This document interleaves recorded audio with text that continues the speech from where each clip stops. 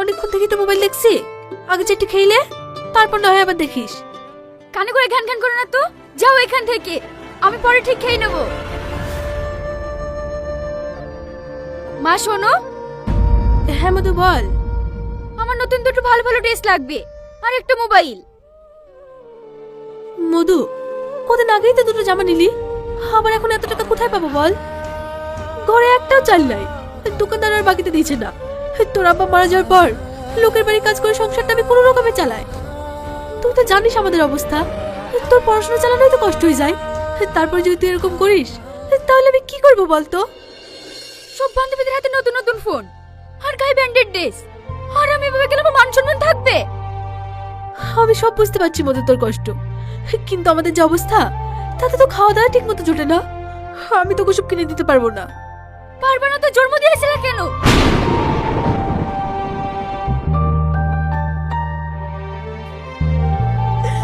মারে, তুই এত বড় কথা বলতে পারলি? শুধু তোকে মানুষের মতো মানুষ করার জন্য আমি দিনরাত পরিশ্রম করি। আমি তোমার কোনো কথা শুনতে চাই না। আমার ভালো ভালো পোশাক লাগবে, তুমি কোথায় পাবে সেটা আমি জানি না। রাগ করিসনি মধু, তুই আমার একমাত্র মেয়ে। আমি সবসময় চেষ্টা করি তোকে খুশি রাখার। চেষ্টা করে কিছু হবে না, তুমি আমার কোনো স্বপ্ন পূরণ করতে পারো না। তোমার গলা আমার জন্ম নেওয়াটাই ভুল।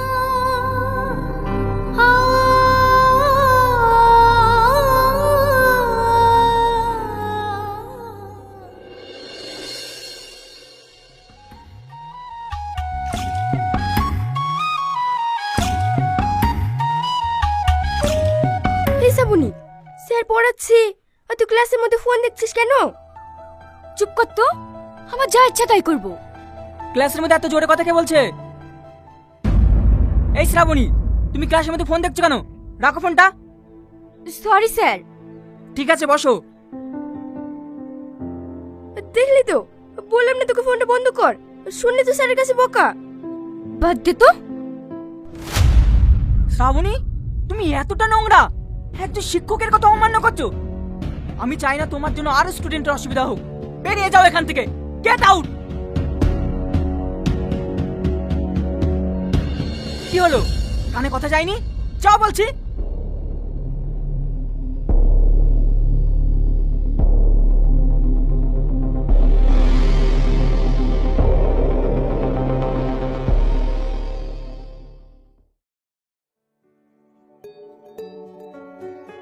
আমি তো এটাই চাইছিলাম যে আমাকে ক্লাস থেকে বার করে দে। তোর চাই পড়াশোনা যে কি করে আমার তো একদম ভালো লাগে না। দেখি রিয়াজকে একটু ফোন করি।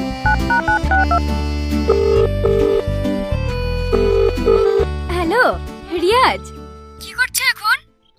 এই তো ডার্লিং, তোমার কথাই ভাবছিলাম আর তুমি ফোন করলে। ও তাই? এই শোনো না, আজকে কলেজটা একটু তাড়াতাড়ি ছুটি দিয়ে দিয়েছে, তাই ভাবলাম তোমার সাথে একটু দেখা করব। চলো না সোনা, আজকে আমরা কোনো একটা রেস্টুরেন্টে যাই। আচ্ছা যান, তুমি 5 মিনিট অপেক্ষা করো, আমি আসছি।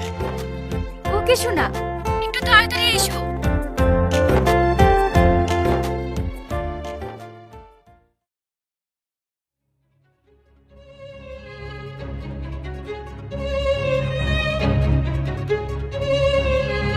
শ্রাবণী, মারে একটু পানি দে না, ওষুধটা খাই।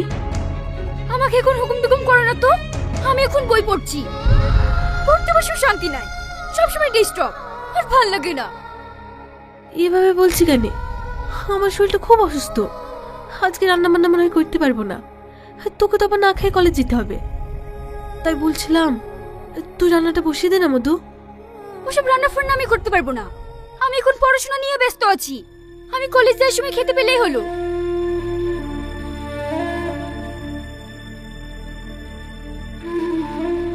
জোরে আমার গা পড়ে যাইছে, মেয়েটা যদি কিছু না খেয়ে কলেজ যায় তাহলে আবার ও অসুস্থ হয়ে পড়বে। এদিকে আমার শরীরটা ভালো নেই, আমি যে কি করি।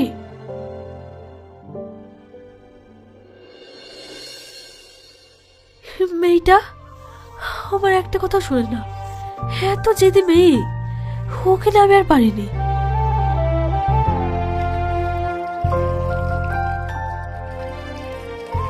আজ আর বেশি কিছু করতে পারছি না, শুধু আলু ছানা আর ডিম ভাজি ভাত করি।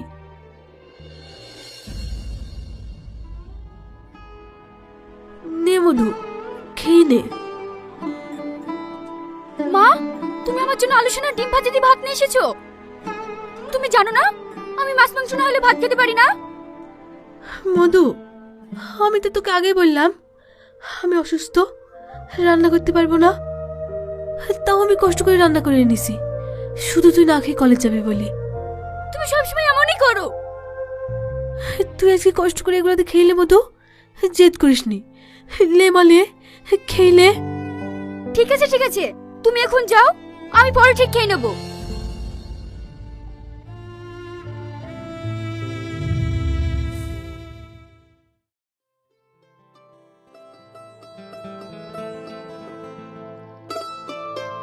আচ্ছা ঠিক আছে, তোরা যা। আমার মা ভীষণ অসুস্থ, মায়ের জন্য ওষুধ নিয়ে বাড়ি যাবো। স্যারকে বলে দিস। আচ্ছা ঠিক আছে।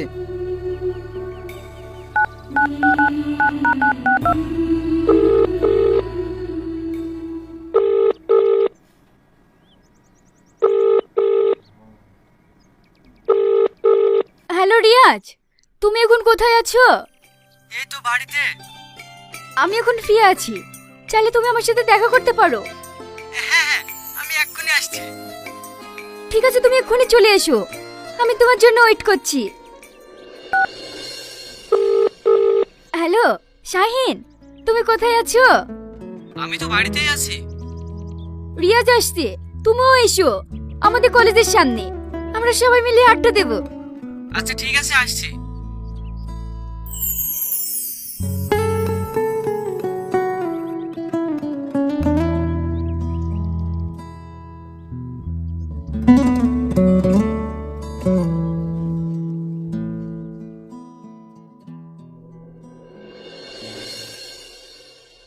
শোনো শ্রাবণী, আমরা একটা প্ল্যান করেছি, একটা জায়গায় ঘুরতে যাব। কোথায়? শহরের বাইরে, নদীর ধারে সুন্দর এক জায়গা। ওখানে কেউ থাকবে না, থাকবো তুমি আর আমি। অত দূর আমি যাব না। কেন? এখন এনজয় করবে না তো কবে এনজয় করবে? না ভয় করছো? ভয় না, আসলে আমি দূরে যাইনি তো তাই। আরে যাব না বললে হয়, আমরা সবাই যাব। তুমি তো বলেছিলে যে কলেজে সবসময় ভালো লাগে না, বিরক্ত ফিল করো, তাই একটু দূরে ট্যুর করলাম, যাতে আমার ডার্লিং এর মনটা ভালো হয়ে যায়। কি বলিস শাহিন? একদম ঠিক বলেছিস ভাই। আরে ছাড় তো, বেশি দেরি না করে কালকে বেরিয়ে পড়ি। এটাই সাবনি সেরা দিন হতে পারে, কি বলিস ভাই? কি হলো শ্রাবণী, কিছু বলো। আচ্ছা ঠিক আছে, তাই চলো। আজ তাহলে উঠি, অনেকক্ষণ হলো কলেজ ছুটি হয়ে গেছে, নাহলে মা আবার চিন্তা করবে। বাই। আচ্ছা যাও, আবার কাল সকালে দেখা হবে। বাই।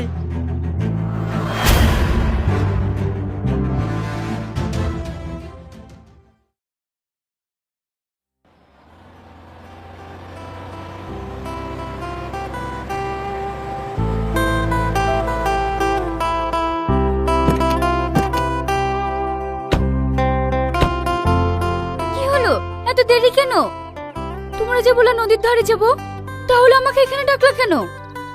আরে একটু দেরি হয়েছে তো কি হয়েছে? ওখানে কখন যাবা বলো তো? একটু প্রবলেম হয়েছে, আমার ফ্যামিলির লোকজন ওখানে ঘুরতে গিয়েছে তো, ওখানে আমরা গেলে দেখে ফেলবে। তাহলে এখন কোথায় যাব? চলো না একটু ভিতরের দিকে যাই। না না, এইখানেই ঠিক আছে, বেশি ভেতরে যাওয়া ভালো না। এত ভয় পাচ্ছ কেন শ্রাবণী? এখানে তো শুধু আমরাই আছি। আচ্ছা, তোমরা এমন করছো কেন? আমরা তো এখানে আনন্দ করতে এসেছি। আরে ডার্লিং, আনন্দ তো করবই, কিন্তু একটু অন্যভাবে। এসব কি করছো? ছেড়ে দাও আমাকে, ছেড়ে দাও, ছাড়ো আমাকে। এত নাটক করো না শ্রাবণী, এখানে কোনো কিছু করে লাভ হবে না। বাঁচাও, কে কোথায় আছো? আমাকে বাঁচাও, শয়তানের থেকে আমাকে বাঁচাও। কি ব্যাপার, একটা মেয়েরাও ছোঁয়া যাচ্ছে না? হ্যাঁ হ্যাঁ, চল তো গিয়ে দেখি। শয়তানের থেকে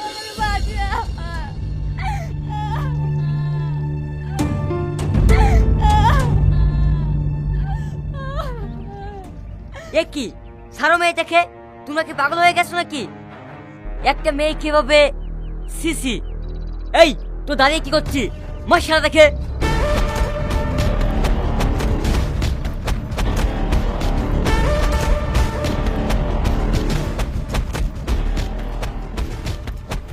এই থাক থাক, এভাবে মারিস না, ওরা এভাবে মারলে মরে যাবে। ছেড়ে দে, শিক্ষা হলে এটাই হবে। এই তোদের ঘরে মা বোন নেই? ছি ছি।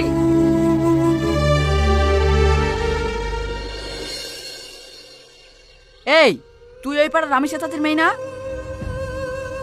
এইসব মেয়েদের এরকম হয় ভালো, ছোট ছোট পোশাক পরবে আর বাপ মায়ের কথা শুনবে না, পড়াশোনা করবে না। সিসি রামেশের সাথে খেয়ে না খেয়ে কত কষ্ট করে পড়াশোনা করায়, কোনো অভাব বুঝতে তাই না। আর তার মেয়ে হয়ে মাকে সম্মান করিস নি?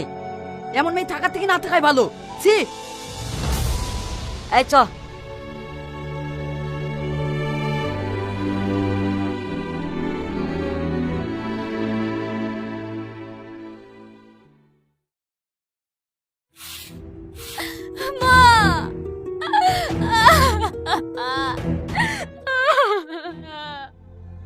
কি হলো রে মধু, তুই এভাবে কাঁদছি কেন?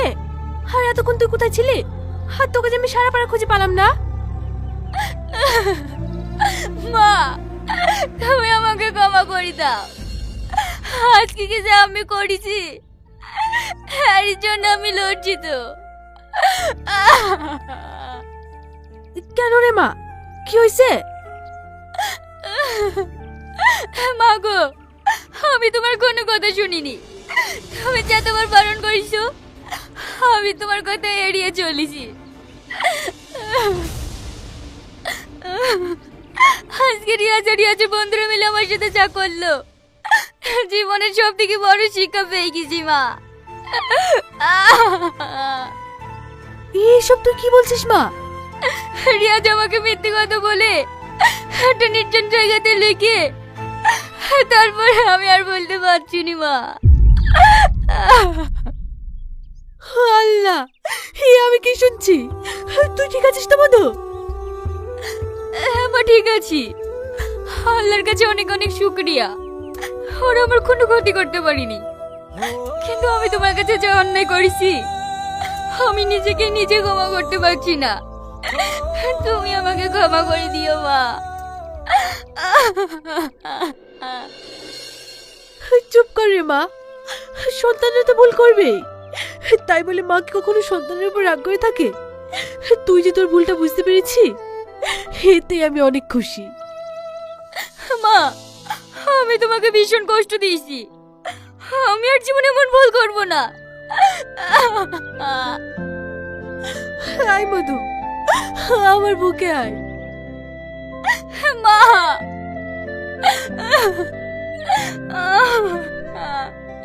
হে